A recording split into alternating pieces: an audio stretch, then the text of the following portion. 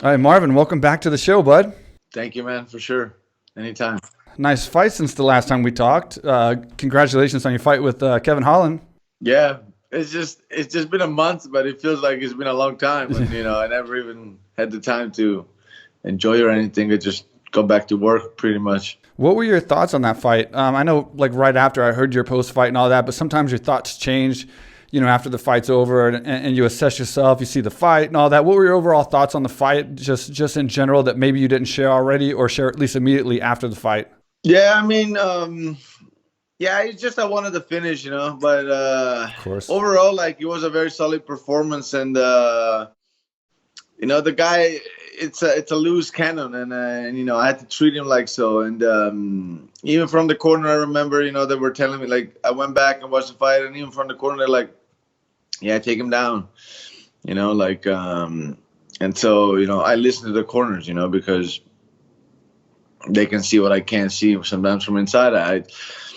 I maybe did that, like a little bit of a mistake when I think I had him end of the second, beginning of the third, and I should have just finished him maybe standing, but my mind was kind of like stuck on, like, okay, like whenever I see an opening, then I'll take him down, and maybe I should have just stayed standing and put him out standing, because I think end of the second he was he was ready to check out, kind of like, Yeah. but it is what it is, man. Like, at the end of the day, like, it can't be more dominant than that, like 50-44. It's Yeah. the way I am, I always want to be, I'm a perfectionist, and I always want to do perfect in there, but complaining about a 50-44 is almost like, the guy that always takes an A, and then when it takes a B, like, he fucking, I never like those guys either, so I'm good with this. That would be cocky and complaining about a 50-44. Yeah. That would be Exactly. arrogant. No, I'm kidding. No, the thing is about him too, and maybe you agree with me on this. It's like, from my experience fighting guys that are like really, really, really good precision strikers that are high level, and guys that are good strikers like Holland that are very good and coming up and getting better and better, but they're still unorthodox and they do a lot of crazy things that like aren't quite what you see in the top, like the top echelon, like your Adesanyas. It's sometimes more dangerous. Like I've had more, Oh yeah. I've had more danger from guys that were like wild, like Holland, than guys that were very, very specific, like very strong strikers. And I think Yeah. this fight was a great test for you to have to deal with just unorthodox, crazy striking, plus to get in on him, take him down. He had good takedown defense, in my opinion, even though you took him down a record amount of times. You just changed your angles very well, and you did everything you could when you got that takedown. Or at least was in on the takedown to finish it. And even when he was confident talking to you, because I think he was doing a lot of takedown defense for this fight, it didn't matter. You still got him down. And I think that's two things that's going to really help you in this next fight, is that you dealt with somebody who is kind of almost more dangerous in the fact that you don't know what the hell they're going to do, and they're wild, and you got him down a record amount of times, which is what exactly is going to be a big deciding factor in this fight with Adesanya, I think. Yeah. No, you're right. You're right. Yeah. This guy, they're like, he has reach, he's fast, and he can pack a punch. So, Yeah. and he's super wild. So yeah, like you said, like sometimes these guys are more dangerous because they don't play by the rules at all. I don't think they know where they're going to hit. Sometimes I think they don't even know where they're going to strike from or what they're going to do. So how the hell can you? I was saying that, and then I went back and watched the UFC Destin, and they were backing my idea up on a lot of things. Like they were saying the same things that I was saying, but I mean, I didn't know what they were saying in the other room. But they were saying, like, I kept saying, yeah, this guy's, he doesn't even know what he's going to do the moment he's going to walk into the cage. And they were saying, oh, yeah, exactly. Like, Kevin is so unpredictable. And how is Marvin going to react to that? And I was like, fundamentals, and like, and stick to the basics, and that's what I did. So, yeah, overall, like, I'm actually happy, and no damage, quick turnaround, and like the fact that I got a title shot after this, like back up all everything that I'm saying. So at the end of the day, I'm where I want to be right now, and that's it. Yeah, I'm going to ask you about that in 1 second. But I wanted to say he landed a couple good shots on you, but you didn't like show it at all. Not even a little bit. Did any of those shots, like a couple of those punches hurt, or did you just kind of like absorb it and didn't want him to know that it, I mean, you weren't obviously rocked, but it definitely looked like they were solid, but you just kept coming forward and showed nothing like at all. Like you could see the impact, so you could tell it must have been a decent shot, but like you didn't show anything. Was that part of like just being strong mentally and showing him that like it didn't hurt you? Well, I mean, whatever, like my reaction would have been the same regardless. But, Right. no, I can tell they were good shots, but I was never rocked or I was never like phased. Like it's just 2 good shots that I ate, and that's it. Yeah. And let me ask you, when he was talking to you during the fight, that's what he does. He's kind of crazy. Does that have an effect on you as far as like it's meant to intimidate, but it's also meant to like sometimes people can get more confident from it or pissed off and angry and fight better. Does it have any effect at all? And if so, what kind of effect did it have? Or were you just like, whatever? It was a little bit funny because you didn't seem to react. He talked a little bit on the first, and I didn't really pay any attention because he was talking a little bit to me, a little bit to the coaches.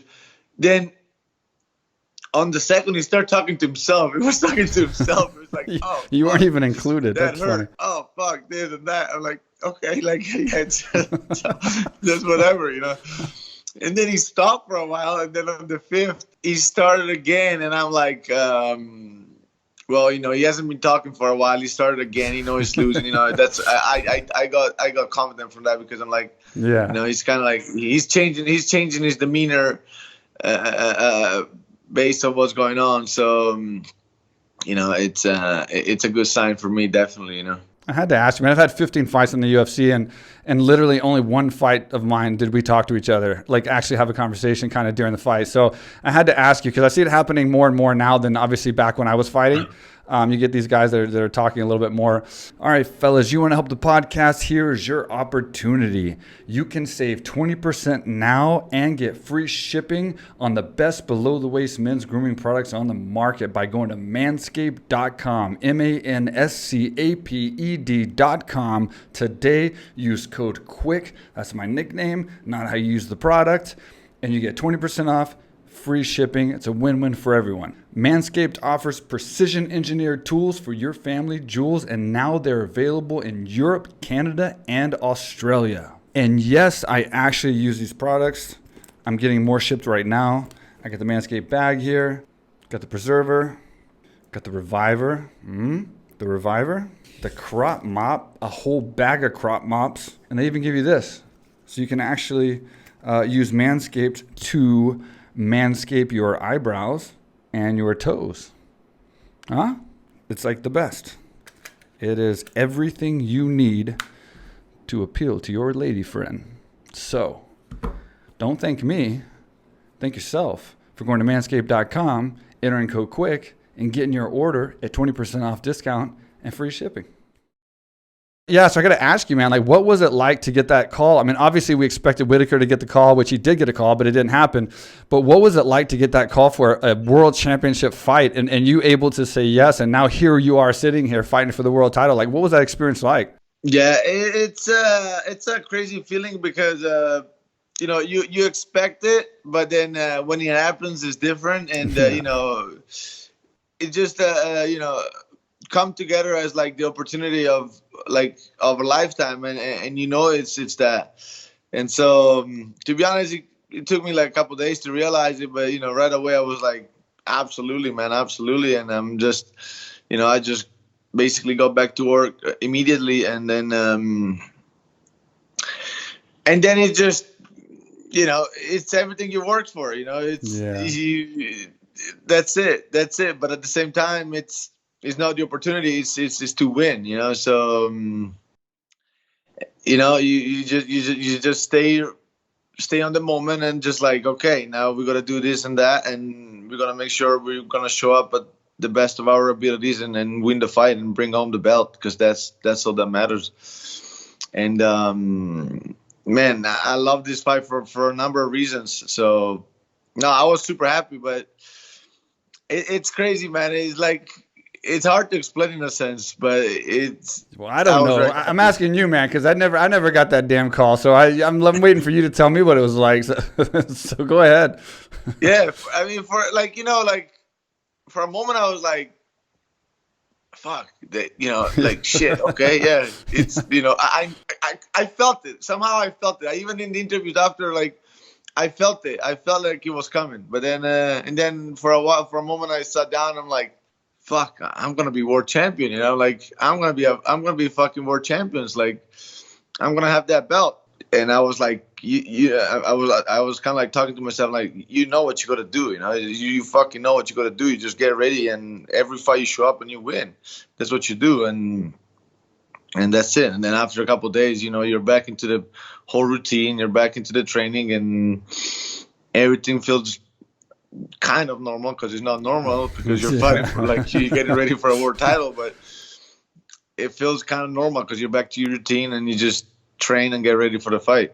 What was the first thing you did when you hung up the phone? And I assume you said yes on the phone immediately, right? You didn't have to think about it and call him back. It wasn't like I'll let you know in a few minutes. Like, I'm sure you said yes on the phone conversation. And then what was the first thing you did when you hung up the phone? Like, what would you think, or what'd you do, or what happened? Yeah, no, I was like, fuck yes, let's go, man. Like, and then I just said my friends and like my coaches, and you know, and I mean they were already like, because it was like, it was already like a day where, like, we're waiting on you know, on the answer, and like, so it was a day where, like, they were waiting, and then as soon as also it happened, I told them, and they're like, let's do it, man, let's do it. And it's crazy because everybody really came together, even like, I feel like myself, but all the team around me and everybody stepped it up, you know, like, we're not going to leave no stone unturned, and nothing left to guessing, nothing. Everything's going to be perfect, and I know I'm going to put on the performance of my life. It's a fight I want to see, man. I mean, people can say, and you know, Chael had a great thing to say about the fight, saying, you know, not only is technique and record and where you're at in the rankings and all that, because when you get to the top 5, everybody's kind of close to at least number one contendership, or close to it, or are number one contenders. But it's also a big part about who says yes and who's available and stuff like that. That's a big part too. Not everyone's ready to say yes at any time. So, and the thing is with you and your last fight with Kevin, especially how you fought that fight, who you fought, the fact that you fought Izzy before, it was a split decision. Many people picked you as a winner, including one of the refs and a couple of people that were cage side. I think it was Bisping Buffer. I don't remember who all said that you had the best fight. It's a perfect fight to make. I mean, this is it. You know, you fought this guy, you have a blueprint for him, and then you went out there and proved that you can do all the things that it takes to beat him. Now, whether it happens or not is up to you and the fight and Izzy and everything else. But you did go out there in your last fight, and you had kind of a replica match, you know, against a guy that wasn't to Adesanya's level. But what you had to do to show the world, hey, this I fought him before. People thought I won that fight. This is what I can do. I can set a record on takedowns against a guy like him that's just not to that level. You know, he just lost by takedowns to a guy a little bit bigger, but still, that's how he lost. I'm ready to fight this guy now.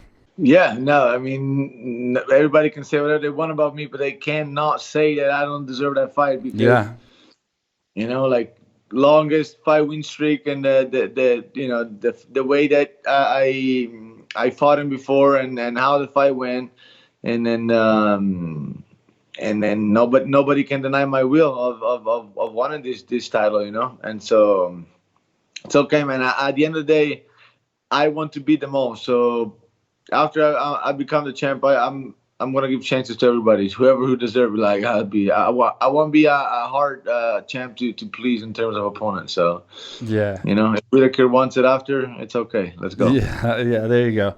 And for a belt, the thing is like, of course, I like Adesanya. I like his style. I'm a big fan of strikers and stuff like that. So I'm not gonna say I don't like him or like his style, but you're on my podcast, and I'm a big fan of you too. So I'm rooting for you, and he hasn't been on my podcast before. So, but I want to say this. This is why I'm excited about this fight.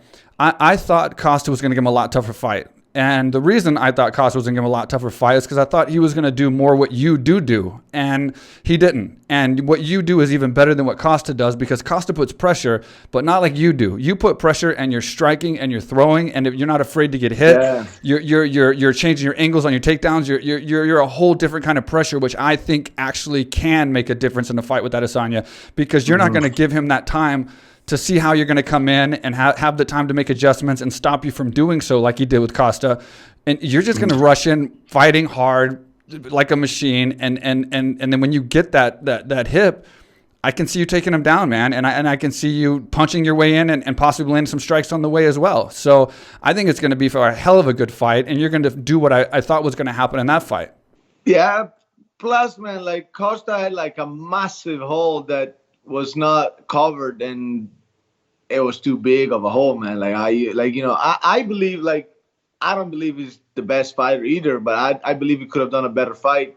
Of course, but once you don't know how to do that, how to completely deal with a low kick that way, you can't like 5 rounds, it's impossible. Yeah, you're just gonna, like, it's too big of a hole. Yeah, first of all, and then man, like, the way that I'm able to adjust fight to fight and in the fight too, it's unmatched, and I don't think anybody can do that. So yeah, man, like you said, the way that I put pressure also is very different.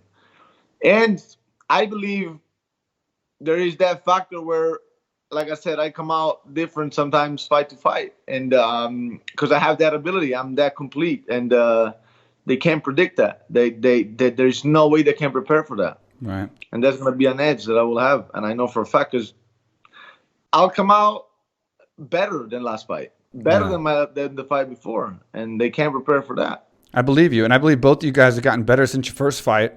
But I think, everyone talks about, is he getting better, until obviously he fought Jan at a bigger weight class.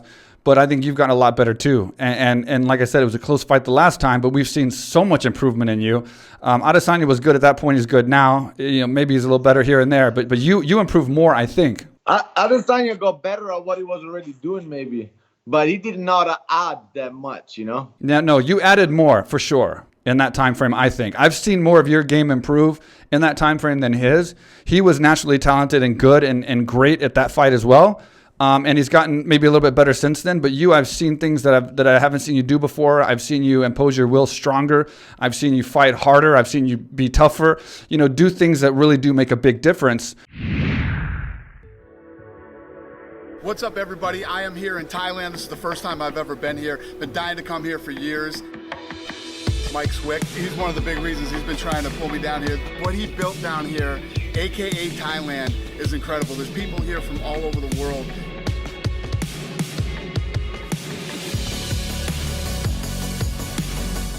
You can train mixed martial arts here, jiu-jitsu. They have weightlifting, they have cardio, and obviously they have Muay Thai, boxing, everything.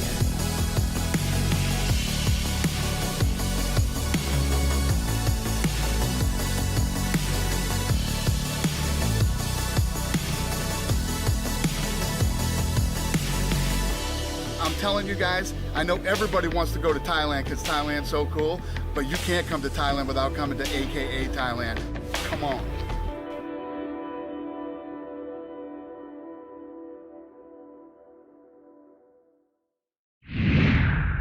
Do you think his fight with Jan, I mean, hats off to him for taking that fight and going to a championship fight at 205. Do you think that's relevant to you in any way? Obviously, than seeing how he lost, obviously, to a bigger guy, but by takedowns and stuff like that. How relevant do you think that fight is? Or are you studying that one compared to his other fights at middleweight? For me, it's relevant, but it proved a lot of things. It just proved a lot of things that I already knew. Like, people pictured him like, Mayweather of the fucking of MMA, and he's not. Like, bro, he's not. Like Jan was doing a great job defensively, man. Like, great job. And then he was able to take him down again. These things were like, people that like picture him as like this phenom. Like, he's good, but like he gets hit and he missed a lot of shots and he gets taken down, and I can do all of that. Let me ask you a question, and I'm not trying to bash Adesanya. First of all, I love the guy and I love his style, but am I absolutely crazy in thinking? I know it's a bigger guy, I get it, but it doesn't. Your movement has nothing to do with the size of the guy on top of you. What you do on bottom. Am I crazy in thinking that Holland moved better from his back and tried harder to get up and change position with you than I saw Adesanya do against Jan? It seemed to me like Adesanya was a lot more lazy on his back than I saw Kevin be with you. And he didn't stop for a second when he was on his back. No, for sure. Like, so Holland is comfortable on his back. He even got up a couple times with rolling and shit that like really blew me away. Like I couldn't believe it. He might have an issue eventually standing back up. He doesn't have that urgency and he doesn't have that scramble in him or like standing back up right away, even though he had more with me than with Brunson, I think. But so Adesanya might be better on that, even though I think he literally like with Jan the last time he got taken down, he kind of quit. He kind of like I didn't see him move a lot. There. Yeah. And man, I mean Adesanya when it comes to like in the middle of the cage, when he gets taken down in the middle of the cage and he doesn't have the cage, he's pretty useless in the floor, to be honest. So yeah, no, for sure. I think I mean Kevin Holland it's a better jiu-jitsu fighter than Adesanya is, for sure. Even what Adesanya said, I even made fun of it, because even when after Błachowicz fight, after the Jan's fight, he was like, "Oh yeah, I was trying to go for deep half." I'm like, "What the fuck are you talking about, man?" Like there was no attempt to go to deep half, man. That shows you don't know what deep half is, and I know exactly what deep half is, because like I've been training with Verdun forever. I actually used deep half in my Robertson fight. Successfully. So I know exactly what a deep half is, but you know, he's pretty, but you know, his game and the way he fights, because he scrambles hard the moment you try to take him down next to the cage. But yeah, definitely when he's down, he's pretty useless, to be honest. Where do you think his mindset is for you right now, being that where he's at and all that and everything that's happened between the now and the time y'all fought? What do you think he thinks of you, and how serious is he taking this? And just what is your thoughts on where his mind is fighting you in this fight versus someone else? I don't know, man. I have a few ideas, but I don't know. Man, I don't give a fuck, to be honest. I don't care. I didn't think you did. Care at all. I don't care at all, to be honest. Yeah, I didn't think you did, and I was going to ask you anyway.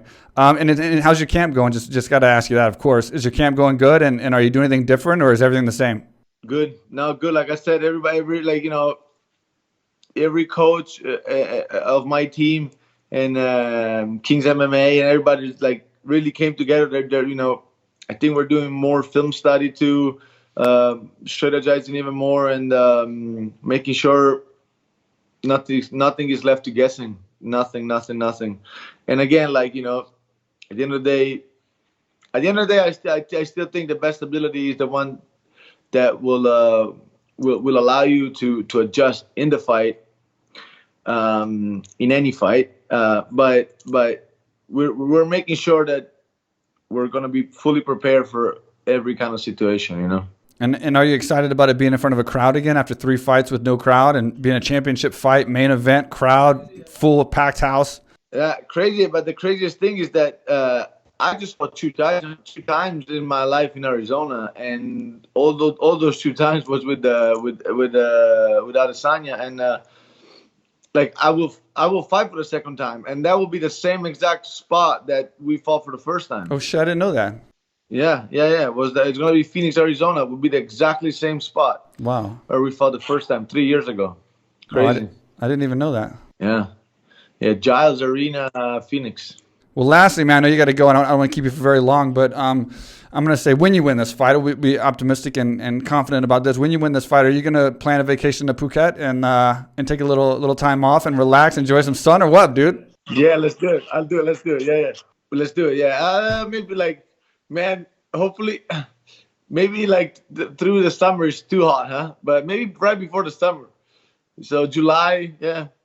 All right, cool, man. Hey, listen, it's been great talking to you, man. Congratulations, man. I'm so happy to have talked to you before, and now you got this big championship fight, and I'm kind of living vicariously through my guest, and now I got a championship fight here right now with you, and I'm excited for you, man. And it must feel amazing to get this fight and get to your fight camp. So, man, thanks for taking time out for me again, being on the podcast, giving me an update. I wish you the best of luck for your training camp, for your fight. And hopefully after the fight and you win, if everything goes as planned, you can come back on and let me know how you feel. For sure. Thank you, Mike. Of course. Appreciate it, man. All right, brother. Take care. Thank you. Bye-bye.